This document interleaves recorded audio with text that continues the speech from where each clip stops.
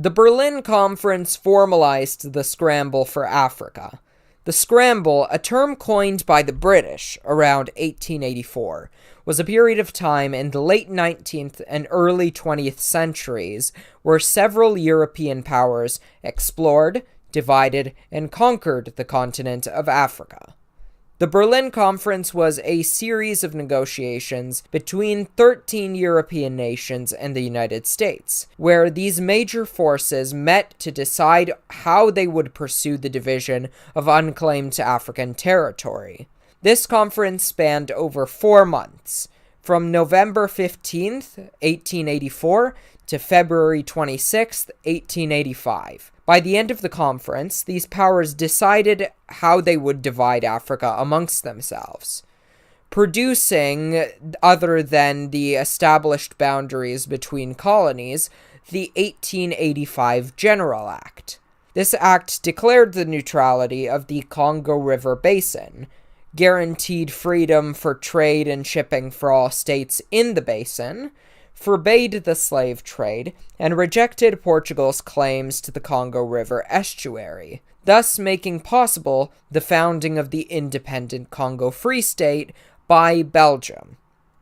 This is important because prior to the Scramble, Europe had been slow to realize the benefits of claiming African land. Until the 1870s, they were mainly claiming coastal colonies, primarily along the Mediterranean and the African Deep South. Before the conference, European diplomacy in Africa was practiced in the same manner as in the Americas, forming trade relationships with tribe leaders. Other than trading posts along its coast, Africa was largely ignored. However, this changed as a result of Belgium's King Leopold II.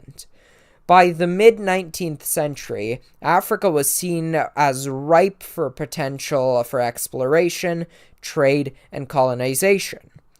In 1876, King Leopold II announced his plan to fund an expedition to explore the Congo, and followed through in 1879 by sending Sir Henry Morton Stanley there.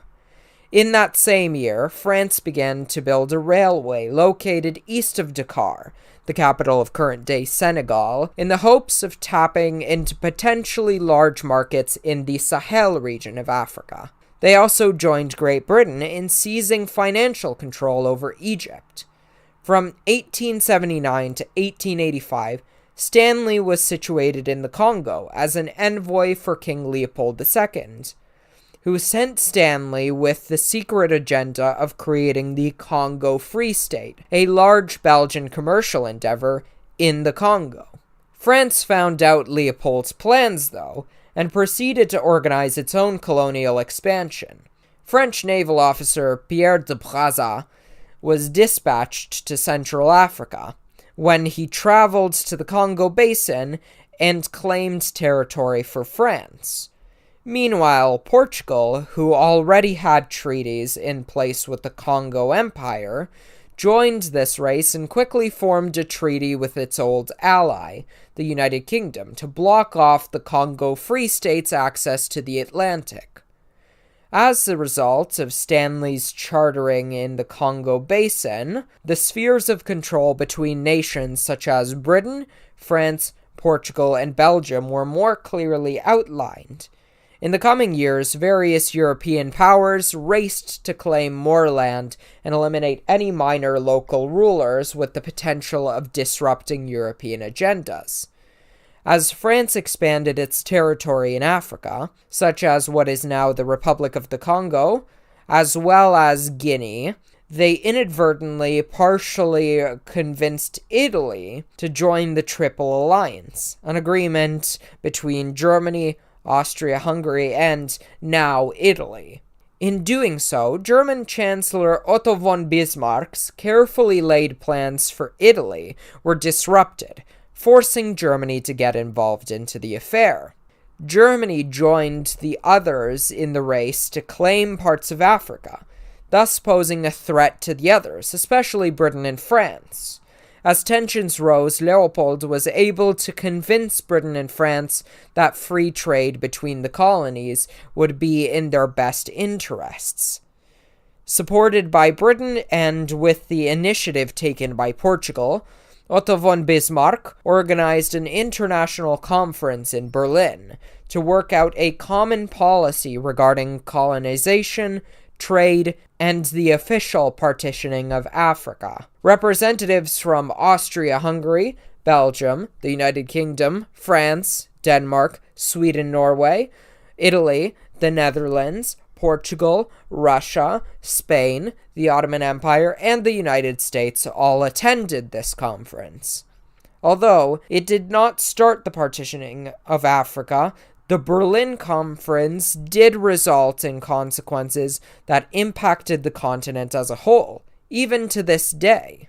In establishing the rules for conquest and partitioning of Africa, it legitimized the concept of Africa being a mere playground for outside forces.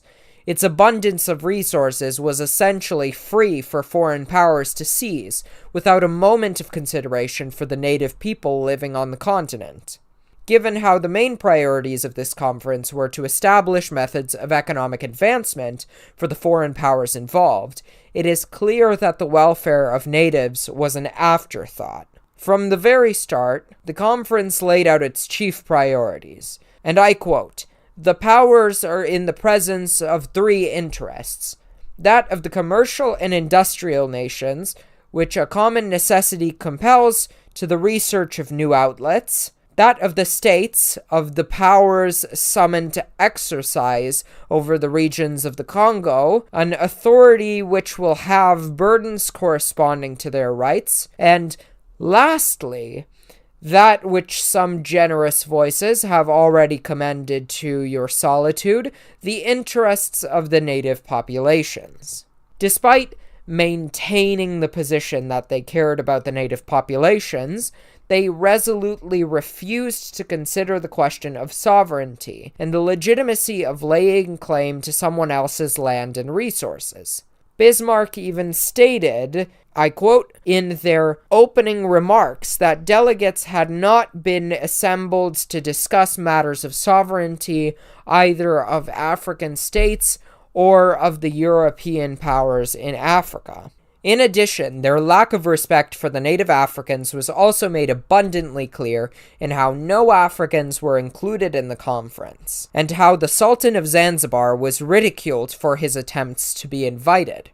One of the most significant consequences on the short-term scale was how Europeans used their claims as an excuse to exploit the continent, taking raw materials and using natives for underpaid menial labor. Infrastructural improvements were made in order to exploit raw materials, as opposed to helping the indigenous people of Africa. The principle of effective occupation that was established at the conference meant that European powers had to physically establish control over areas to claim them. The Europeans began to use force, if necessary, in their quest to gain new territories. The Congo Free State became the site of terrible crimes as Leopold II deputized forces to seize rubber, ivory, and other materials by terrorizing and brutalizing the local people. Additionally, in the First World War, countries such as France and Britain used natives in order to fill their ranks, even though the natives did not have any attachment to Europe. On a larger scale, the conference had the detrimental effect upon the infrastructure of several African countries. Despite achieving independence for the most part in the 1950s and 1960s, many African countries have continued along the destructive path established in Berlin. Former Tanzanian President Julius Nyerere declared, and I quote, "We have artificial nations carved out at the Berlin Conference in 1884, and today we are struggling to build these nations into stable units of human society. We are in danger of becoming the most balkanized continent of the world." As a result of several colonial powers imposing their own boundaries on the continent, entire groups of people, conflicting or otherwise, were separated or forced together. When these countries became independent, they ended up having ethnic conflicts, further weakening them. By the time these countries regained their independence, they had accumulated a history of conflict and potential fragmentation that could not be disregarded, eliminated, or made to operate properly. Before the conference, only 20% of Africa was under European control. Following the acceleration in colonizing caused by the organization provided by the conference, by 1914, 90% of Africa was under the thumb of various European countries. The only exceptions were Ethiopia, named at the time Abyssinia, Liberia, and the Dervish state, which is a small portion of what is now Somalia. Following the conference, Africa was divided between 13 of the powers from the conference. However, establishing political boundaries was the easy part. As a result of their decided strategy of effective occupation, they were able to capture geometric portions of African land, with boundaries that did not consider native tribes, cultures, or groups occupying the area. These boundaries separated ethnic groups and pushed opposing groups together. In order to govern the territory seized, they had to surmount a confusing amount of fluid identities, cultures, traditions, and languages. In order to handle this, the Europeans reorganized the native Africans into groups and units they could understand and easily control. Oxford University professor Terence Ranger stated that this period was marked by, I quote, systemic inventions of African traditions, ethnicity, customary law, traditional religion. Before colonialism, Africa was characterized by pluralism, flexibility, multiple identity. After it, African identities of tribe, gender, generation were all bound by the rigidities of invented tradition. A product of this reorganization is the languages spoken by different countries in Africa. Countries such as Cameroon, the Ivory Coast, Senegal, and Burkina Faso speak French due to being in the French sphere of influence. On the other hand, Uganda, South Africa, and Zimbabwe, amongst others, speak English because Britain controls those areas.